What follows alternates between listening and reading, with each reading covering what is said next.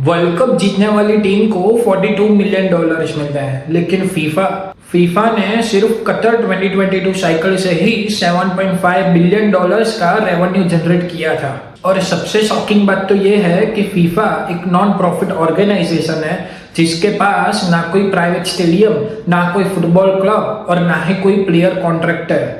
तो आज हम समझेंगे कि कैसे एक नॉन प्रॉफिट ऑर्गेनाइजेशन दुनिया का सबसे बड़ा स्पोर्ट्स इकोसिस्टम क्रिएट करता है। फीफा का कोई एक रेवेन्यू सोर्स नहीं है, उसके कई सारे रेवेन्यू सोर्स है और जिसमें सबसे बड़ा और सबसे पावरफुल रेवेन्यू सोर्स है ब्रॉडकास्टिंग राइट्स। सीधी भाषा में अगर कोई चैनल वर्ल्ड कप दिखाना चाहे तो वो डायरेक्ट मैच नहीं दिखा सकता, उसको फीफा से परमिशन लेनी पड़ती है और इसी परमिशन को कहते हैं ब्रॉडकास्टिंग राइट्स। ये राइट्स टीवी के लिए, स्ट्रीमिंग के लिए, मोबाइल ऐप्स के लिए या फिर रेडियो के लिए भी हो सकती है और फीफा इन राइट्स को कंट्री बाय कंट्री सेल करता है। 2022 में फीफा ने सिर्फ ब्रॉडकास्टिंग राइट्स से ही $2.9 बिलियन कमाए, यानी टोटल रेवेन्यू के 40% तो ब्रॉडकास्टिंग राइट्स से ही कमा ली है। फीफा वर्ल्ड कप 2026 को इंडिया में दिखाने के लिए जी चैनल ने सैकड़ों करोड़ों रुपए खर्च किए और रिपोर्ट्स के मुताबिक इस डील की वैल्यू 255 से 300 करोड़ तक की बताई जा रही है, क्योंकि ब्रॉडकास्टिंग राइट्स ऑफिशियली कभी डिस्क्लोज नहीं होती।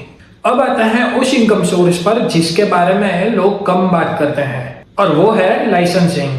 अगर आपने कभी official FIFA football, world cup Jersey या फिर फीफा की कोई मर्चेंडाइज देखी है तो उन सब में लाइसेंसिंग का रोल होता है। जब कोई कंपनी फीफा के नाम से अपना प्रोडक्ट बेचना चाहती है तो उसे फीफा को हिस्सा देना पड़ता है, यानी कंपनी प्रोडक्ट बनाती है और फीफा अपना नाम और ब्रांडिंग उसे यूज करने की परमिशन देता है। 2022 में लाइसेंसिंग राइट से ही फीफा ने $270 मिलियन जनरेट किए थे।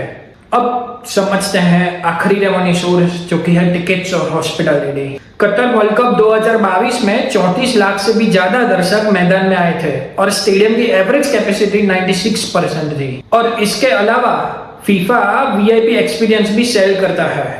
इसमें luxury lounges, premium seat, corporate boxes include होते हैं जो बड़ी बड़ी कंपनीज और अमीर मेहमानों के लिए होता है, ना कि नॉर्मल फैंस के लिए। 2022 में टिकट्स और हॉस्पिटैलिटी से टोटल $929 मिलियन जनरेट किए थे।